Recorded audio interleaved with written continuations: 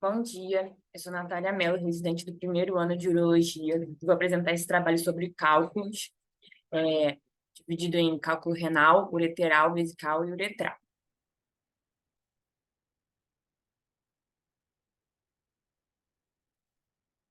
Bem, iniciando sobre cálculo renal, importante a gente iniciar com a seguinte pergunta: quando que a gente vai abordar um cálculo renal? São algumas as indicações de abordagem. Por exemplo, um crescimento que você acompanha, né? O paciente você está acompanhando anualmente, paciente com alto risco para a formação de cálculos, pacientes com quadros infecciosos concomitantes e pacientes sintomáticos. Que sintomas seriam esses, como dor ou hematúria? Então, falando de cálculos, de forma geral, por tamanho, maiores que 15 milímetros, quando a observação não é possível, o paciente trabalha com aviação, mergulhadores, o paciente tem esse desejo, ou a situação social também tem a ver com esse tipo de profissionais, ou não vai ter outra oportunidade na vida. A gente no SUS vê muito isso, né? Recomendações em pacientes que a gente vai operar com cálculo renal. Importante a gente ter uma cultura de urina prévia, né? Se possível, tratar uma infecção de trato urinário antes do procedimento e realizar profilaxia antibiótica perioperatória. Importante a gente fazer a TC com contraste no pré-operatório para a gente identificar algumas características que vão nos ajudar nesse procedimento e na análise para uma melhor cirurgia, como a anatomia, o tamanho do cálculo, a localização, densidade, se tem a presença de obstrução ou não, se tem um sinal de infecção, né? Isso também vai nos dizer se é um cálculo que a gente precisa abordar de urgência ou não. Falando novamente da anatomia, né? Variações anatômicas de cada paciente, então por isso a tomografia e estudar a anatomia de cada um. E se há comprometimento do parênquima renal ou não.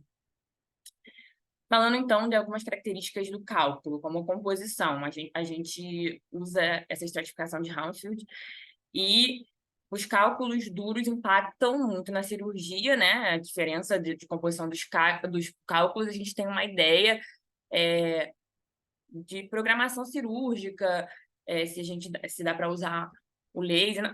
A maioria das vezes já dá para usar o laser, mas se, por exemplo, a Leco vai ser melhor indicada nesses casos, vamos falar mais à frente. Os cálculos mais duros citados são o cálculo de cistina, como está na foto, bruxita, fosfato de cálcio, oxalato de cálcio monohidratado. Falando ainda dos fatores do cálculo, a localização muda muitas vezes o tipo de cirurgia indicada, pode mudar em alguns casos, né? Então, ou a dificuldade, né? A gente tem um planejamento pré-operatório, a dificuldade de cada cirurgia, cálculos de cálice inferior e cálculos de cálice médio e superior, né? Pode ter essa distinção quando a gente for operar e fazer o planejamento. Falando então dos cálculos de cálice inferior, eles têm uma maior dificuldade de acesso, né? Às vezes tem a dificuldade de deflexão do aparelho, e muitas vezes tem dificuldade de eliminação quando a gente faz, por exemplo, a LEGO. Então, muitas vezes a gente vai lançar mão da nefrolitotripsia percutânea nesses casos. Falando de volume total do cálculo também, a gente vai muitas vezes olhar a medida de maior diâmetro unidimensional e dividir esses cálculos de uma forma geral entre menores com centímetros, de 1 a 2, ou maiores que 2. Importante a gente saber que 50% a 60% dos cálculos são menores ou iguais a 1 centímetro, né? E isso implica também uma facilidade maior ou de eliminação, dependendo da localização, ou da cirurgia, né? Fatores anatômicos, né? O fator de cada paciente. Vou só citar alguns, como a estenose de Jupp, que tem uma associação de 20% a 30% dos casos com a formação de cálculo. Importante também, nesses casos de estenose, se dúvida, fazer uma TC de controle 4 a 6 semanas, né? Um paciente não sintomático, ou que não tem nenhuma urgência. E a cintilografia, muitas vezes, vai nos ajudar a saber se tem como é que está a função desses rins, comparativamente. Divertículos calicinais, como na foto, né, que são raros e congênitos, mas que podem mudar a estratégia cirúrgica, né, ou e são dilatações císticas revestidas de urotélio, como na tomografia, no sinal da seta, e eles têm conexão com o sistema coletor, que pode ter cálculos ali. Rins e ferradura, que são uma anomalia de fusão mais comum, e eles também predispõem litise, tem uma pelve renal alongada e anteriorizada, como na imagem, tem uma jupe com inserção alta, e o ureter proximal mais anterior. Isso tudo predispõe à estase, como eu disse, formação de litíase vai ser mais recorrente nesses pacientes.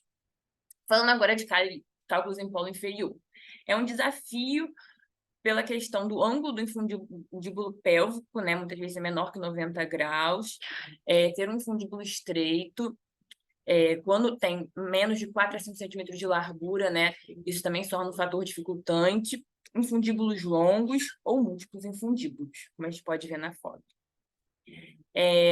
Então, há uma estratificação, né? Óbvio que cada caso é um caso, mas uma estratificação do que os guidelines usam, né? Principalmente o AUA, maior que 1 centímetro. Geralmente a gente pode lançar a mão da percutânea em cálculo de polo inferior, e menores ou até 1 centímetro pode ser, ele fala de qualquer uma das opções cirúrgicas, até mesmo observação, né? Como a LECO, a uretero-reno. Enfim, falando dos procedimentos, a LECO vai se tratar de ondas de choque que são geradas externamente e vão chegar até o organismo, até o cálculo e visam fragmentar esse cálculo, né? E são geralmente procedimentos monitorizados por fluoroscopia ou ultrassom. É importante também a gente ter noção da distância do cálculo à pele, né? Porque pacientes obesos, por exemplo, vão ter uma contraindicação não é uma contraindicação relativa, né? Pelo tamanho, né, da distância do cálculo à pele e uma menor acurácia do procedimento. E aí, isso tudo faz a LECO ser muito questionada hoje em dia, né? O tamanho, a localização, a dureza, tudo isso faz com que a LECO não seja, muitas vezes, o procedimento de escolha. Importante a gente falar que o uso de duplo J antes da LECO, ele muitas vezes não vai diminuir as taxas de stone free, de cálculo stone free ou de infecção, mas ele pode reduzir a formação dessa rua de cálculos, né, stem stress. Falando de contraindicações da LECO, que é um tema que cai bastante em prova, né? A gravidez, paciente com alguma discrasia sanguínea já conhecida, ou que está em alguma discrasia aguda, paciente com infecção de trato urinário, ou que tem uma formação esquelética da obesidade, como eu comentei, aneurisma arterial na topografia, ou próxima à topografia do cálculo, né? E a obstrução do trato urinário abaixo do cálculo. Falando da percutânea, ela é muito indicada para pacientes com cálculos grandes.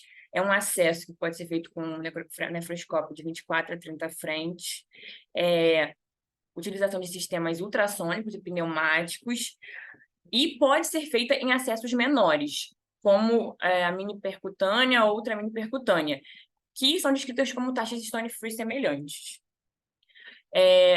O uso de nefrostomia no pós-op também é discutido, né, porque é indicado em alguns casos, né, como litíase residual, um paciente que vai ter uma reabordagem provável, que teve um sangramento intraop significativo, ou obstrução ureteral. Aqui nessa figura a gente consegue ver o uso do Amplatz, né, que a gente coloca para fazer a perviedade do caminho, e colocar o nefroscópio para fazer a quebra dos cálculos e depois a retirada dos que sobram. Que não são fragmentados, não tem fragmentação em pedaços menores. Contraindicações. Também a gente pode ter a nefrostomia no pós-operatório indicada em pacientes que têm extravasamento de urina, né, um cálculo infeccioso único e mais uma vez a discrasia sanguínea. Contraindicações à percutânea, né? Pacientes anticoagulados, uma infecção urinária não tratada, paciente com neoplasia renal ou que tem um tumor no trajeto do acesso, né? Gravidez. Falando agora do uretero-reno flexível. Ele tem essa capacidade de deflexão, utiliza o Homium laser, né?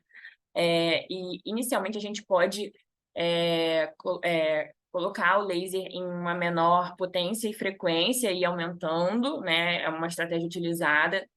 E é importante utilizar junto com a bainha ureteral com revestimento hidrofílico, né? Que elas vão estabelecer um fluxo contínuo e vão diminuir a pressão renal. Aqui é a foto da bainha.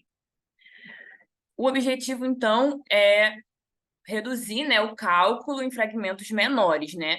Quando ele reduz até poeira, né, é o dusting, e os fragmentos menores, às vezes, a gente precisa pegar eles com um basket, né? A gente usa mais ou menos 2 milímetros, né, desses fragmentos. Até 2 milímetros, normalmente, a gente deixa e vai ser eliminado normalmente. A chance maior, né, de ser eliminado. Ou, quando são maiores, a gente usa o basket. E aí, o duplo J, quando que a gente vai utilizar? Quando tem um trauma ureteral, fragmentos residuais maiores que a gente não consegue basquetar, sangramentos importantes, perfurações, pacientes em infecção urinária, na gravidez, tem algumas vezes é indicado, na maioria das vezes, né? Então, a gente vai basicamente utilizar quando tem um risco maior de complicações. Falando agora do cálculo ureteral. É importante a gente saber que nem todo cálculo ureteral está impactado, né? A eliminação vai depender do tamanho, então cálculos maiores, né, vão ter uma maior chance de impactação, menores do que 5 milímetros têm uma chance maior de ser eliminado, os distais também, né, já estão mais próximos da saída e geralmente já passaram todo o ureter, proximais, uma chance menor, pode menos de até aproximadamente 20%, se eu não me engano. A fisiopatologia, então, dessa dor, né? Já que todo o cálculo ureteral não está impactado, a dor vai acontecer quando ele impacta, na maioria das vezes. Vai ter uma obstrução, vai aumentar a pressão do sistema, vai distender a cápsula renal, e aí sim vai dar dor. E isso tudo acontece mais ou menos em 12 a 24 horas de uma impactação. Então, para avaliar esse cálculo, se é urgência ou não, é importante a gente ter uma avaliação clínica combinada com uma avaliação laboratorial e muitas vezes também com uma avaliação de exame de imagem, né? Mas principalmente, o paciente tem que ter uma dor, né, febre, taquicardia, mas pelo menos algum sintoma clínico associado a uma leucocitose com desvio, um PCR elevado.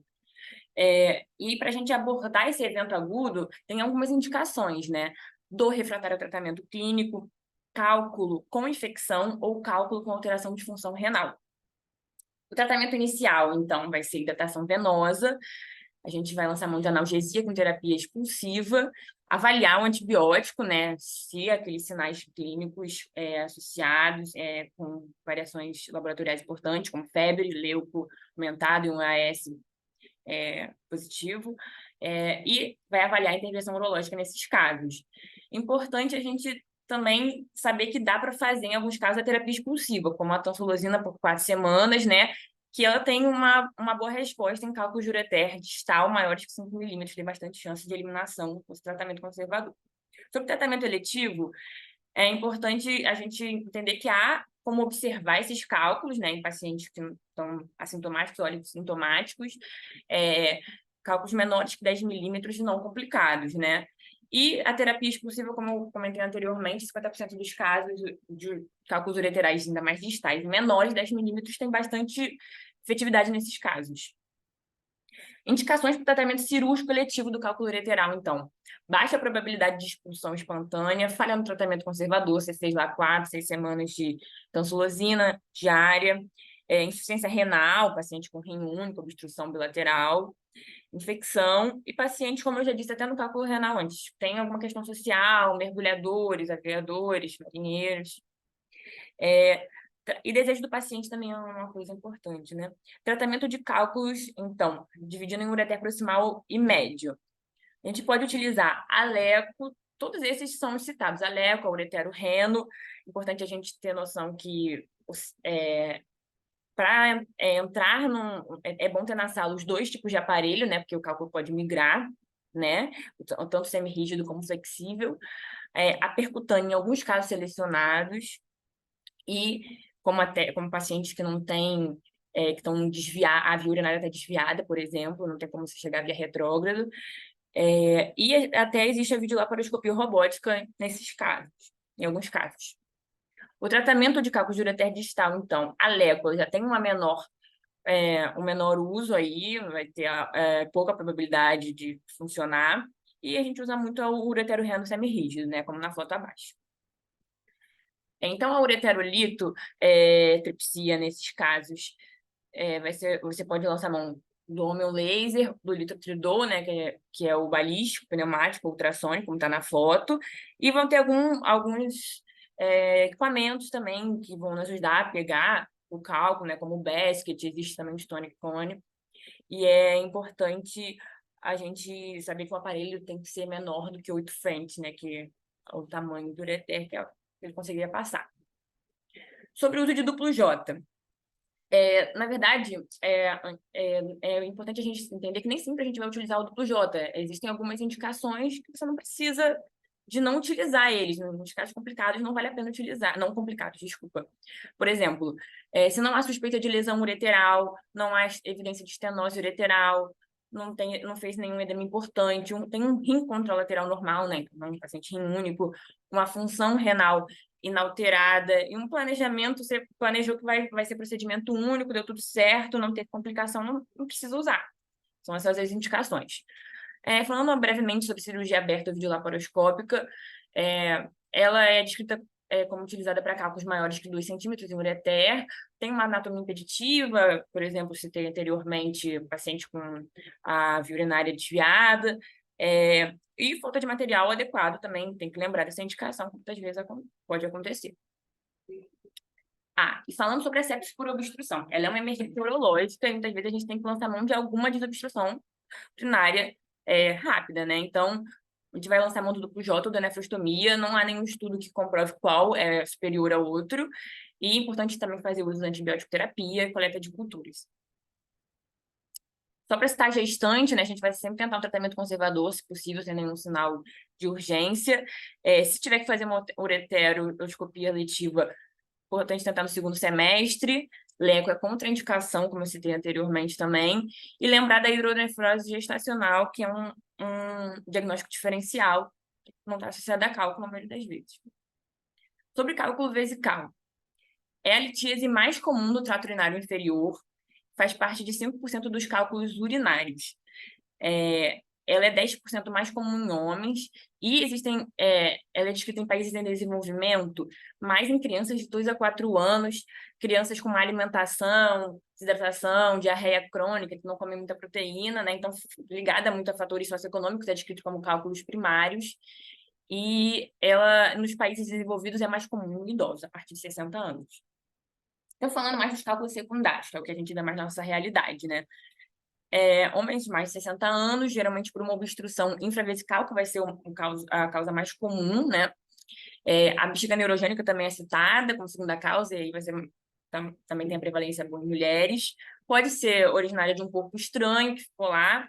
Cálculos migratórios são descritos e ampliação vesical, né, paciente. Todos esses vão ter uma estase urinária, né, maior, que vai predispor a formação do cálculo.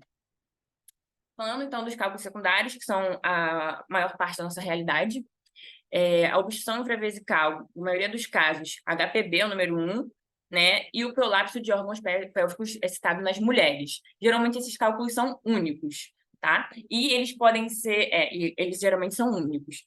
Agora, falando dos cálculos de bexiga neurogênica, também são descritos, associados a pacientes com lesão de medula, né? E é importante a gente saber que 15 a 30% desses pacientes, principalmente paraplégicos, formarão cálculos em 10 anos. Aqui é a foto de um paciente nosso, de um cálculo gigante de bexiga.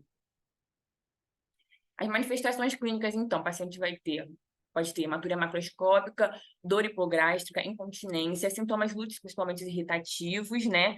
Infecções, e podem descrever também uma hiperatividade detrusora. O diagnóstico. A tomografia, como na foto mostrada, pode ser utilizada, a ultrassom a gente consegue ver muitas das vezes, mas o melhor exame com maior acurácia é a cistoscopia diagnóstica. A urodinâmica também é importante, muitas vezes, para a gente ver um caso de bexiga neurogênica, porém, a presença do cálculo pode dar um viés, né, na hora da urodinâmica, então, às vezes, é melhor fazer após o tratamento, após a retirada do cálculo. Então, tratamento conservador, ele é descrito principalmente em cálculos migratórios, né, porque cálculos oriundos do ureter normalmente vão ser eliminados espontaneamente, e a gente pode lançar mão de alcalização da urina, muito descrito nos cálculos de ácido úrico, né. Sobre tratamento cirúrgico, a cistolitotomia, que é a nossa realidade aberta, né, é importante a gente citar, é muito utilizada ainda, porém, ela depende de um uso prolongado do CVD, uma internação hospitalar. E existe também a descrição da cistolite percutânea, que a gente utiliza um Amplatz, faz um acesso no hipogástrico, né, para retirar o cálculo via percutânea. Porém, o padrão ouro é descrito como a cistolitotripsia endoscópica translateral, que a gente consegue laser com fibras de maior calibre, né, e potência. E ele é muito melhor porque você não precisa ficar tanto tempo com a CVD, na verdade. E, e ele faz com que haja um menor tempo internação do paciente, né? Sobre o cálculo de uretra. Ele é o tipo mais raro de litíase urinária, mais comum em homens. Ele, muitas das vezes, é descrito como um cálculo de migração, porém, os cálculos originários da uretra, né, podem ser originários por corpo estranho e causas anatômicas como estenose de uretra e o divertículo uretral, que vão formar estase.